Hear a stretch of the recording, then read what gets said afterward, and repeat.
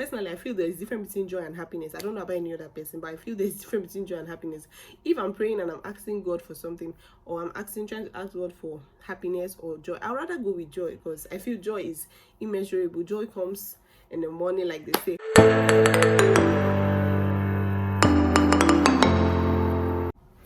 Hey guys, welcome back to my channel. How you guys doing? I hope you guys are fine.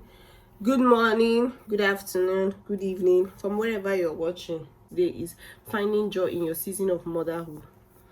So when I mean finding joy in your season of motherhood, I literally mean finding joy in your new position as a mom, being happy about you being a mom currently. For most postpartum mothers that just gave birth, I know they'll be struggling through this postpartum phase, and it's really difficult. I won't lie, like it's very, very difficult trying to relate with somebody what you're going through or how you're going through it, because sometimes when you tell people you're suffering from postpartum depression, they don't really understand. It's you that know that something is wrong with you. You're like, you know something is wrong with you, you know all is not sitting well, but you trying to explain to other people and they be like, they don't really understand, and it gets really frustrating. So I'll just say, rather find joy in our season of motherhood. So there are some examples I'm going to state in how you're going to find joy in your season of motherhood. One is appreciating the fact that you're now a new mom and embracing it with your full self. Like, you're a mom, you just gave birth, you understand. You know, when you gave birth recently, they normally do this 8 days, and then you see your child, you wear him white or him or her white, and they're celebrating your child, and you see lots of people coming to friends and well wishers, coming to congratulate you, coming to celebrate with you, and they are praying on top of the child, telling the child you live long, you do more than your parents. There's this joy you have as a mom or as a parent. People are really coming to congratulate me and the rest, and you're happy about it. So, but when all those charades and all those celebrations are over, you go back to being depressed because everybody goes to their houses, and then you're still with your mom or whoever it is that came to do omugo with you, and you're with them, and the depression sets in, and you start being like, okay, now everybody's gone, and then you're only left to deal with your depression. So I'll just say, you should not really isolate yourself, and you should always seek community. You should always talk to people, try to relate with other people that will probably relate to what you're going through. I don't know if you understand what I'm saying. Yeah, other people that are going through what you're going through, so try to reach out to them and don't be so uptight. And I also say you should practice mindfulness. Like, be mindful of everything that you're doing. You get worrying a lot would not solve any issue. Just try and relate with other people. Go out. When you go out, you always see people, you always meet new faces, and when you leave the house and you meet other people, you just simply forget about what you're going through. And that's how, when you continue going out, you start seeing other people and you start relating more with them, and then you forget that you're going through such thing. For example, your baby is not sleeping well at night while everybody's sleeping. You know, when you're single, you're always sleeping at night, you're enjoying yourself and having all the fun in the world, only for you to give birth and then your baby will not sleep. Is that colic? Most children experience colic. Mine did. I would not sleep. I'll call my sister on the phone, I'll start crying, I'll start doing all manner of things because my mom wasn't around, everybody has left, so I'll all be by myself. And then your husband that is supposed to relate with you, what would he do? He doesn't really understand what is going on. He himself, he's bothered that the child is not sleeping, and he doesn't know how to pacify the child because obviously he doesn't have breast, and then the child is left for you to cater for because what, you are the mom. That's what everybody says. So how do you balance this up?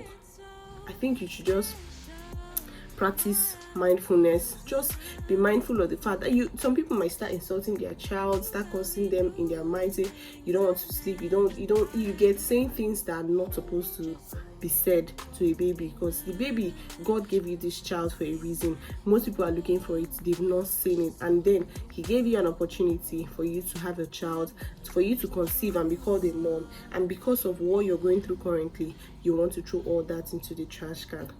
It is not ideal. I would not recommend. So the other one is follow pages. There are pages on Instagram that you can actually follow. You just see a page, you just wake up one morning and then you go to one page, or you open it on Instagram and then you see something like, if you're a mom, remember that you're doing well, or you're a good mom and don't think about anything too much. When you see that, it automatically lightens your mood. It automatically brightens your mood. Then you now know that, okay, I'm on the right path, and there are other people that are relating with me, and there are other people that can really encourage me apart from my friends and my family. You know, we moms, we are always trying to isolate ourselves because we don't want problems, we don't want quarrels from other people, but in all these things we still need community. And community that I'm talking about are friends, well-wishers, family, neighbors, your mom, whoever it is that is close to you or you feel you can confide in. It can be your mom, your dad, your best friend, your mother-in-law. If you have such relationship with her, you can confide in her. You can. There are other people you can also confide in, but it just takes you to be able to know who and who you can tell things that will be able to relate with you and give you the answers that you seek. So another one is following pages that can help you. There are lots of, like I've been saying before, there are lots of communities on Instagram, and there are like thousands of pages on Instagram. I can even list some for you. Some of them are The Young Nigerian Mom, Diary of a Young Mom, Love and Mother's Confession, Fabulous Mom, The Mom Conversation, Mom's Gist. There are so many, thousands of them that you can follow. When you follow them, you see things they post and it lightens your mood. It makes you know that you're not alone, we are in this together. Following pages that your spirit accepts. It's not like you just start following all the pages on Instagram. You have to follow pages that your spirit accepts and the one that you can totally relate with, not because it's stated on the description or because I'm saying it, meaning you have to follow all of them. Just look for the one that best suits you and follow them. The other one is seeking joy. Like, I think personally, I feel there's a difference between joy and happiness. I don't know about any other person, but I feel there's a difference between joy and happiness. If I'm praying and I'm asking God for something, or I'm trying to ask God for happiness or joy, I'd rather go with joy, because I feel joy is immeasurable. Joy comes in the morning, like they say, or I just feel joy is different. That's just for me. So I'll just say, if you want joy, you have to seek for it. If you want to be happy, you have to seek for it. You have to always, you have to go for it. You don't expect it to come to you, and you have to, anything you want, you always have to go for it. So even the Bible says, seek and you shall find. So when you seek for it, you shall find. When you seek for friendship, you shall find. There are other places. Yeah, you can even see community safe. Even in your child's school, you can relate with some moms, like some mom coming to pick up their child. You can just say hi. You can just say hi to them. It doesn't really take a big deal. You might not be best of friends, but you can just easily say hi to them, and then one or two ways you guys can start talking and you can relate with each other. It's okay. That way you know that, okay, maybe one of them tells you, see what I'm going through, you'll be like, wow, are you serious? This is what you're going through. That's how you seek community. Okay, there's a post about Elizabeth Taylor. I don't really know her name like that, but I think it's Elizabeth. Elizabeth is there, but I can't really remember if it's Taylor or not. So what she said was, there's a post she made rather. What she said was, this job has been given to me by God, therefore it is a gift. The job of motherhood, the joy of being a parent, it has been given to you by God, therefore it is a gift. Therefore it is a privilege. Therefore it's an offering I have to make every day to God. And if I'm to do it for God, then I have to do it gladly and wholeheartedly. It is a route to me keeping my relationship with God. Tell yourself you are doing well, and don't be too hard on yourself. Tell yourself you're doing well, even though your baby is crying and crying and crying, and you've done everything possible, and it's looking as if the baby doesn't want to stop. Or maybe after the baby has slept and everything, and you go back to your bed, you start sucking your pillows, crying because nobody can really relate with you or what you're going through. Just tell yourself you're doing well. You can just say, okay, for example, I'm Kachi, be like, Kachi, you're doing well, regardless of everything the baby is doing. The baby self doesn't even know anything. The baby has been given to you by God. God gave you this child. It is a child's innocence. He doesn't even know what is good or bad. So it's left for you to just know that this is an assignment that God has given to you. You embrace it wholeheartedly and you do the job diligently as God would want you to do it for him. Okay, the next one is stop isolating yourself too much. You know, now isolation, I think I've talked about it.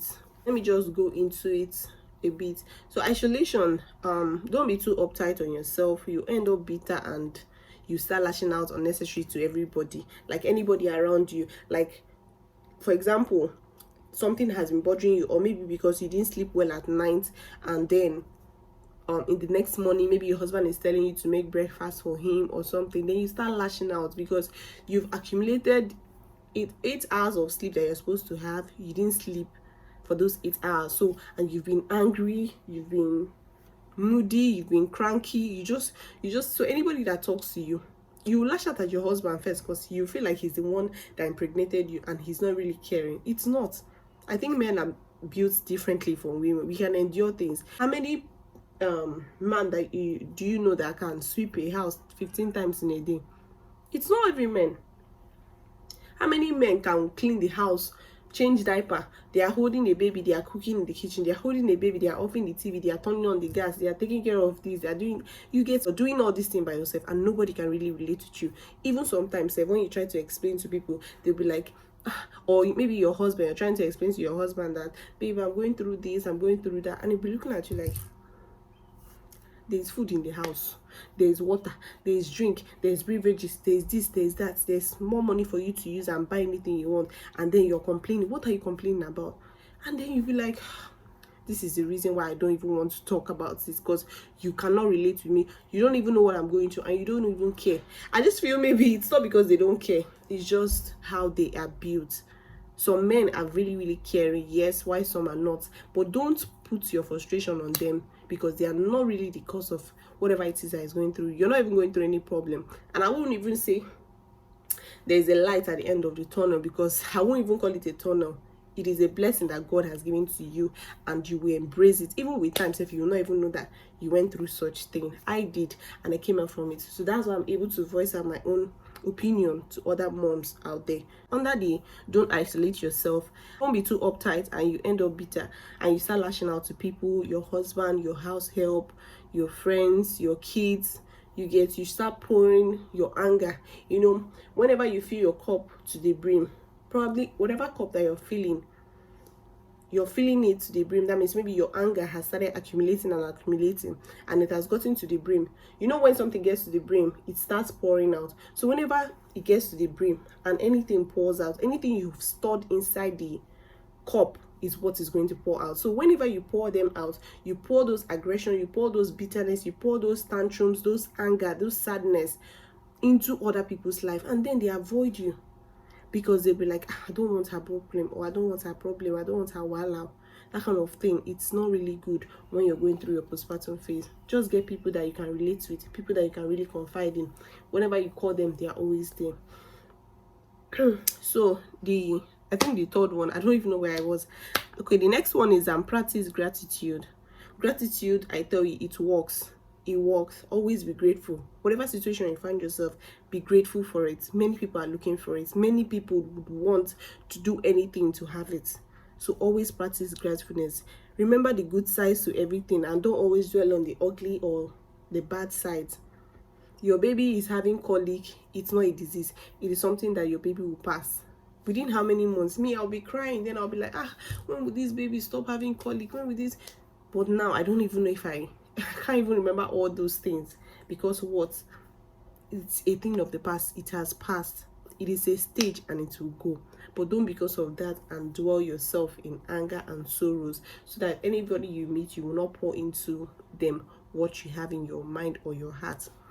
Okay, so the next one is find joy in your efforts, and don't push yourself above your limit. Everybody has a limit.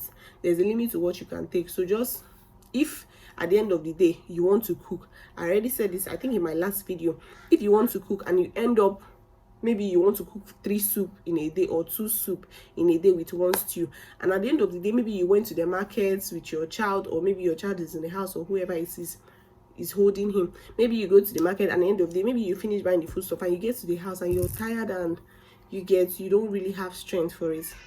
You can just cook 1 food. If you end up cooking 1 food in a day, my dear, you did your best. Don't push your limits. It is what your body can carry. For work no dey finish, that's what they say. Work no dey finish. So always do what your limits can carry. Don't go beyond it. Don't try to prove you're the superwoman, because whenever you're trying to prove you're the superwoman and one day maybe your husband, for example, maybe you don't really have advanced kids like me, I just have a baby at hand, so maybe your husband has known you as a superwoman and always doing all the work in the house, macho woman, anytime you are there, you get. And then there's one day, maybe a day comes and you don't really have strength for all those plenty work, and they'll not be looking at you like, mommy, you will not do this one today. Babe, you will not do this one today. You've not washed the clothes, you've not cleaned the house, you've not done this one. And you're telling them you don't really have strength. They don't really want to believe you, because they know you, that you're always capable of doing everything. You're always trying to put the house in order. You understand, even when you're tired, you still try to do all those things. So I don't really recommend you to try to be a superwoman. Just be a good woman, be a good mother to your child, especially if you just had a baby or you have other kids or grown-up kids. Okay, I've talked about finding joy in your efforts. The next one is don't push your limits. I've talked about it. The next one is the little effort you make matters. It's still under don't push your limits.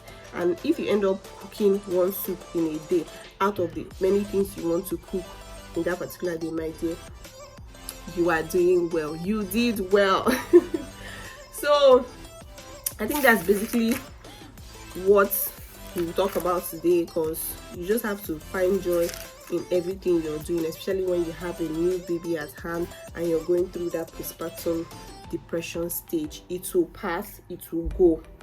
So guys, I hope you guys enjoy this little chit chat we had together. I'll see you on my next one. Bye.